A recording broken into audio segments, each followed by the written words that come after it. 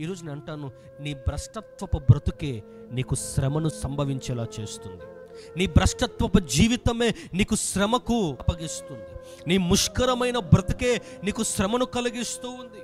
ఈరోజు నా జీవితంలో శ్రమలు ఎందుకు, శోధనలు ఎందుకు, ఎందుకు ఈ నిందలు భరించవలసి వస్తుంది, ఎందుకు ఈ అవమానాలు ఎదుర్కొంటున్నాను, ఎందుకు నా జీవితంలో ఈ ప్రతికూలమైన వాతావరణము, ఎందుకు నా జీవితంలో సమస్యల వలయము, ఎందుకు నా జీవితంలో శోధనల వలయం అని చెప్పి నువ్వు ఏడుస్తున్నావు కదా.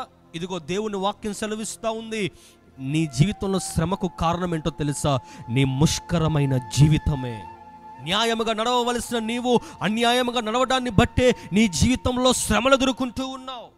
నీ ముష్కరమైన బ్రతుకు, నీ భ్రష్టత్వపు బ్రతుకు ఏదైతే ఉందో ఆ భ్రష్టత్వపు జీవితమే నిన్ను శ్రమకు పాలు చేస్తుందనే విషయాన్ని నువ్వు గమనించు. అయితే ఈ శ్రమ నుంచి నువ్వు బయటికి రావాలంటే భ్రష్టత్వాన్ని విడిచిపెట్టి, అన్యాయమైన జీవితాన్ని విడిచిపెట్టి, అక్రమమైన జీవితాన్ని విడిచిపెట్టి, త్రాగుడు అనే జీవితాన్ని విడిచిపెట్టి, వ్యసనాలు అనే జీవితాన్ని విడిచిపెట్టి, ఓ భయంకరమైన లోక సంబంధమైన పాపిష్టి కార్యాలు ఏవైతే ఉన్నాయో ఆ పాపిష్టి కార్యాలు విడిచిపెట్టి నువ్వు దేవునితో సహవాసాన్ని ఏర్పాటు చేసుకుంటే ఈరోజు నీ శ్రమలే రేపు ఆశీర్వాదముగా నా దేవుడు మారుస్తాడు. హల్లెలూయా.